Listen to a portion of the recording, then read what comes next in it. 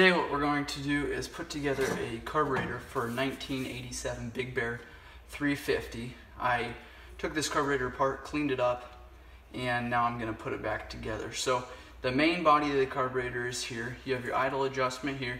Essentially what that does, you turn that, it adjusts your idle there, which if you look down in there, you can see what your throttle cable is pulling on there is that butterfly. So that's the carburetor part of it. Here's your choke assembly. Now that'll pull in and out. There's several choke positions you can have there. So what we're going to do first is all the parts are cleaned up. I'm going to put everything back together. So we're going to start with the jets. And I made sure when I clean these parts, all of them, you can see straight through them. So if you hold them up to light, you should be able to see through them. Even the pilot jet here, the small jet here, you should be able to see when you hold it up to light. So the pilot jet's going to go here, and the main jet is going to go here. Now there's a brass washer that's going to go on first. You'll set that down there like that, and then you'll turn this in there. And depending on your altitude, you will have different size main jets. Flat screwdriver, tighten these down. They don't have to be very tight because they're brass. They'll strip easily, but you want to make sure they're snug so that they don't come out while you're riding your four-wheeler. This one you'll have to use a very small flat screwdriver to get into it. Your pilot jet here. Now your pilot jet's going to be from slow idle, or to no idle to slow speed. So that's what the pilot jet's going to control. If you have a hard time starting, potentially your pilot jet could be plugged. And it just takes the smallest piece of sand or grime to plug that. Now we've got this plastic piece here. It's going to slide right over the pilot jet. But first, or the main jet. But before we do that, we're going to put the needle in along with the float. So we've got your two pieces here, and then where this wears is this rubber tip here.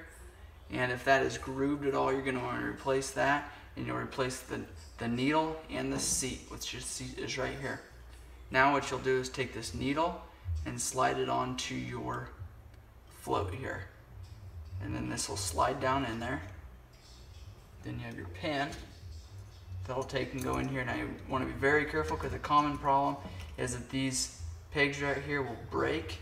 So when you're doing that, just be very careful when you're going back in. And I don't do more than just a small tap. It doesn't take much to get that to slide in.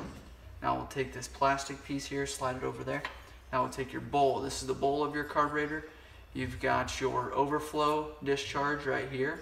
So if the fuel, remember, carburetor will be set up like this. And if your fuel is if your float's set too high, it'll cause it to dump out there. Essentially coming out here, which will be connected to a hose that will run to the bottom of your four-wheeler. So make sure this O-ring is good and seated down in there. You'll take and slide this on.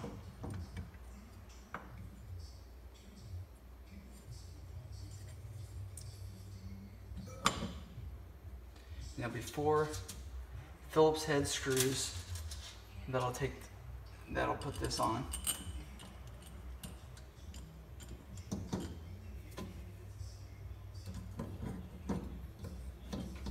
And all this is aluminum, so be very careful putting it back together because very easily stripped out, cross-threaded.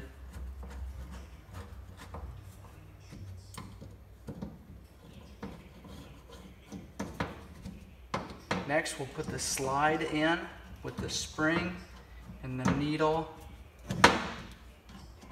and then we'll put the top on. So, another thing, make sure this O-ring is good. Here is your air fuel screw here. So that's a flat head.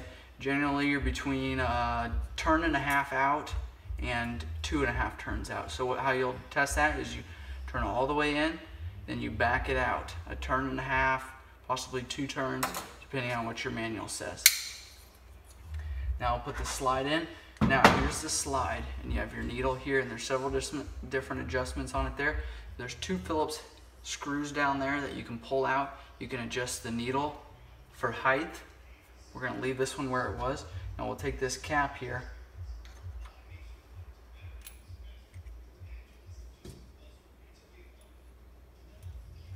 and slide it down into the slide.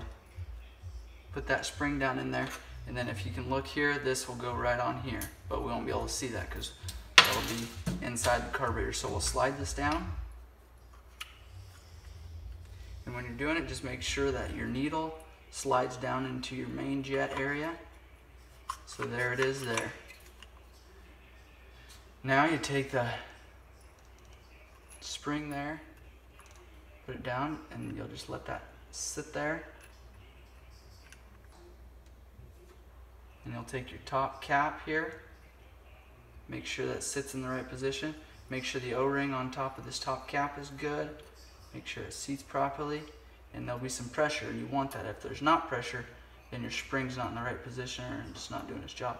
If it catches, it's not doing its job.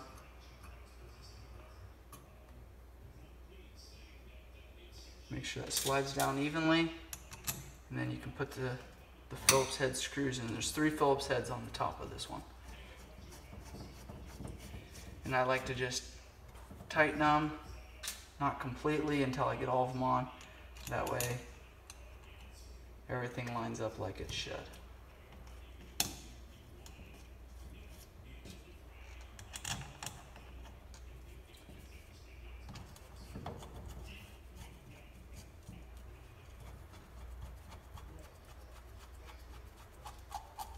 There we go, and then there is the carburetor for a 1987 Big Bear 350, and several of the Big Bears are going to be the same. All the Big Bears are going to have the same style of carburetor. So you can use this video for about any of the Big Bears, the older Big Bear 350 models. So you want to make sure, put them back together. After it's back together, this slides freely up and down.